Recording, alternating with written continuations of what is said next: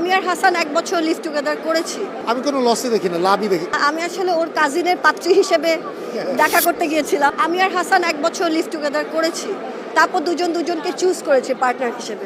তো এখনো হয়, এবং আমরা যে লিভ টুগেদার করেছি আমাদের দুজনেরই বাবা মার পক্ষ থেকে কোনো সমস্যা ছিল না, বরং আমার ভাই বোন বলেছে আগে একসাথে থেকে দেখো সারা জীবন থাকতে পারবা নাকি। একজন আসলো ইউকে থেকে, তোমাকে বিয়ে করে ফেললা, আবার জীবনটা শেষ হয়ে গেল, তার থেকে কি এটা ভালো না?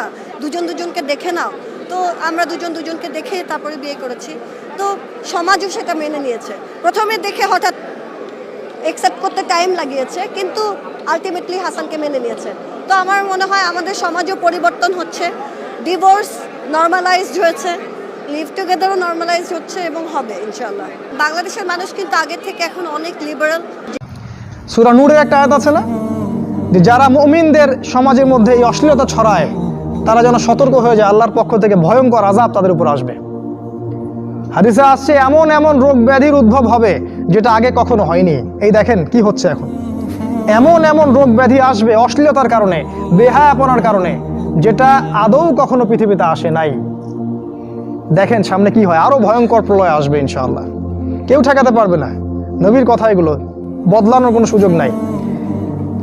তোমরা পড়াশোনা করবা, তোমাদের সামনে মেয়েদেরকে ছেড়ে দেওয়া হয়েছে, কলেজে যাবা তখন তো আরো অবস্থা খারাপ, ফ্রি মিক্সিং, যা ইচ্ছা তাই করতে পারবা তোমরা। আর সামনের দিনগুলোতে দেখবা লিভ টুগেদারকে জায়েজ করে দেওয়া হবে, এটাও হবে, এটাও দেখার বাকি থাকবে না। অন্য দেশগুলোর মতো দেখবা ছেলে মেয়ে একসাথে থাকতে পারবে, বিয়ের দরকার হবে না, এটাও হবে সামনে। মেয়েকে সহজলভ্য করে দেওয়া হবে, চাইলেই তুমি জেনা করতে পারবে। এগুলো এমনি এমনি হয়নি, ওরা প্ল্যান করে এটা করেছে যাতে তোমার ভিতরের ইমানি তেজটা নষ্ট হয়ে যায়।